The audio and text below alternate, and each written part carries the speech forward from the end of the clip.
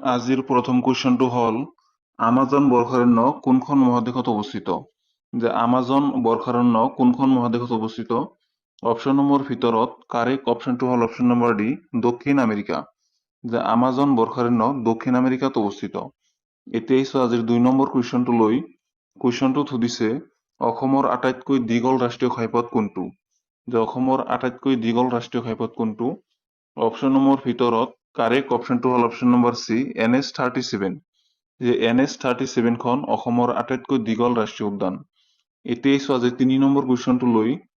কুৱেশ্যনটোত সুধিছে ভাৰতৰ মেকিয়াভেলি বুলি কাক কোৱা হৈছিল? যে ভাৰতৰ মেকিয়াভেলি বুলি কাক কোৱা হয়? অপশ্যনসমূহৰ ভিতৰত কাৰেক্ট অপশ্যনটো হ'ল অপশ্যন নম্বৰ এ, কৌটিল্য। যে ভাৰতৰ মেকিয়াভেলি বুলি কৌটিল্যক কোৱা হয়। এতিয়া আহিছোঁ আজি ৪ নম্বৰ কুৱেশ্যনটো লৈ। কুৱেশ্যনটোত সুধিছে দেও লাংখুই উপন্যাসখনৰ লেখক কোন?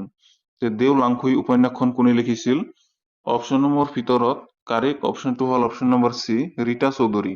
যে ৰীতা চৌধুৰীয়ে দেও লাংখুই উপন্যাসখন লিখিছিল। এতিয়া আহিছোঁ আজিৰ ৫ নম্বৰ কুৱেশ্যনটো লৈ। কুৱেশ্যনটোত সুধিছে জোনবিল মেলা কোন জনজাতিৰ মুখ্য উৎসৱ? যে জোনবিল মেলা কোনটো জনগোষ্ঠীয়ে পালন কৰে? অপশ্যনসমূহৰ ভিতৰত কাৰেক্ট অপশ্যনটো হ'ল অপশ্যন নম্বৰ চি, তিৱা। যে তিৱাসকলে জোনবিল মেলা পালন কৰে। এতিয়া আহিছোঁ আজিৰ ৬ নম্বৰ কুৱেশ্যনটো লৈ।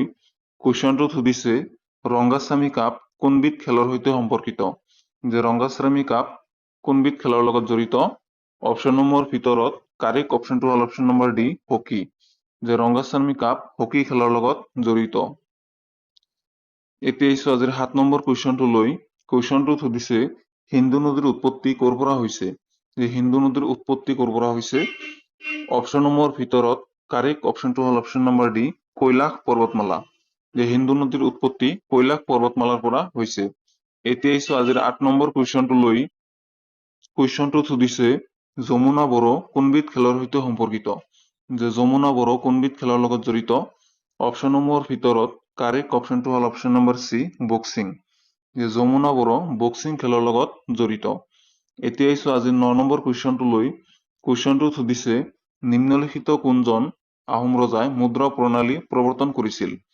অপশ্যনসমূহৰ ভিতৰত কাৰেক্ট অপশ্যনটো হ'ল অপশ্যন নম্বৰ চি, চুকলেংমুং। এতিয়া আহিছোঁ আজিৰ ১০ নম্বৰ কুৱেশ্যনটো লৈ। কুৱেশ্যনটোত সুধিছে ৰাষ্ট্ৰীয় যুদ্ধ স্মাৰক ক'ত অৱস্থিত? যে ৰাষ্ট্ৰীয় যুদ্ধ স্মাৰক ক'ত অৱস্থিত? অপশ্যনসমূহৰ ভিতৰত কাৰেক্ট অপশ্যনটো হ'ল অপশ্যন নম্বৰ বি, দিল্লী। যে ৰাষ্ট্ৰীয় যুদ্ধ স্মাৰক দিল্লীত অৱস্থিত। এতিয়া আহিছোঁ আজিৰ ১১ নম্বৰ কুৱেশ্যনটো লৈ। কুৱেশ্যনটোত সুধিছে উত্তৰ পূব আঞ্চলিক ভাষা কেন্দ্ৰ ক'ত অৱস্থিত? যে উত্তৰ পূব আঞ্চলিক ভাষা কেন্দ্ৰ ক'ত অৱস্থিত? অপশ্যনসমূহৰ ভিতৰত কাৰেক্ট অপশ্যনটো হ'ল অপশ্যন নম্বৰ বি, গুৱাহাটী। যে উত্তৰ পূব আঞ্চলিক ভাষা কেন্দ্ৰ গুৱাহাটীত অৱস্থিত। এতিয়া আহিছোঁ আজিৰ ১২ নম্বৰ কুৱেশ্যনটো লৈ। কুৱেশ্যনটোত সুধিছে নামবৰ বন্যপ্ৰাণী অভয়াৰণ্য কোনখন জিলাত অৱস্থিত? যে নামবৰ বন্যপ্ৰাণী অভয়াৰণ্য কোনখন জিলাত অৱস্থিত? অপশ্যনসমূহৰ ভিতৰত কাৰেক্ট অপশ্যনটো হ'ল option number D, Karbi Anglong. যে নামবৰ বন্যপ্ৰাণী অভয়াৰণ্য কাৰ্বি আংলং জিলাত অৱস্থিত। এতিয়া আহিছোঁ আজিৰ ১৩ নম্বৰ কুৱেশ্যনটো লৈ। কুৱেশ্যনটোত সুধিছে লাচিত দিৱস পালন কৰা হয়। যে লাচিত দিৱস কিমান তাৰিখে পালন কৰা হয়? অপশ্যনসমূহৰ ভিতৰত কাৰেক্ট অপশ্যনটো হ'ল অপশ্যন নম্বৰ ডি, ২৪ নৱেম্বৰ। যে ২৪ নৱেম্বৰ তাৰিখে লাচিত দিৱস পালন কৰা হয়। এতিয়া আহিছোঁ আজিৰ ১৪ নম্বৰ কুৱেশ্যনটো লৈ। কুৱেশ্যনটোত সুধিছে সেনা দিৱস প্ৰতি বছৰে কেতিয়া পালন কৰা হয়? যে সেনা দিৱস কিমান তাৰিখে পালন কৰা হয়? অপশ্যনসমূহৰ ভিতৰত কাৰেক্ট অপশ্যনটো হ'ল অপশ্যন নম্বৰ এ, ১৫ জানুৱাৰী। যে ১৫ জানুৱাৰী তাৰিখে সেনা দিৱস পালন কৰা হয়। এতিয়া আহিছোঁ আজিৰ ১৫ নম্বৰ কুৱেশ্যনটো লৈ। কুৱেশ্যনটোত সুধিছে সুৰমা নদী হৈছে অসমৰ কোনখন নদীৰ আন এটা নাম? যে সুৰমা নদী অসমৰ কোনখন নদীৰ আন এটা নাম? অপশ্যনসমূহৰ ভিতৰত কাৰেক্ট অপশ্যনটো হ'ল অপশ্যন নম্বৰ বি, বৰাক। যে সুৰমা নদী বৰাক নদীৰ আন এটা নাম। এতিয়া আহিছোঁ আজিৰ ১৬ নম্বৰ কুৱেশ্যনটো লৈ। কুৱেশ্যনটোত সুধিছে ২০১১ চনৰ লোকপিয়ল অনুসৰি ভাৰতৰ সৰ্বনিম্ন সাক্ষৰতাৰ ৰাজ্য হৈছে অপশ্যনসমূহৰ ভিতৰত কাৰেক্ট অপশ্যনটো হ'ল অপশ্যন নম্বৰ বি, বিহাৰ। যে ২০১১ চনৰ লোকপিয়ল অনুসৰি ভাৰতৰ সৰ্বনিম্ন সাক্ষৰতাৰ ৰাজ্য হৈছে বিহাৰ। এতিয়া আহিছোঁ আজিৰ ১৭ নম্বৰ কুৱেশ্যনটো লৈ। কুৱেশ্যনটোত সুধিছে অসমৰ কোনটো বিদ্ৰোহক অসমৰ জালিয়ান ৱালাবাগ গণহত্যা বুলি কোৱা হয়?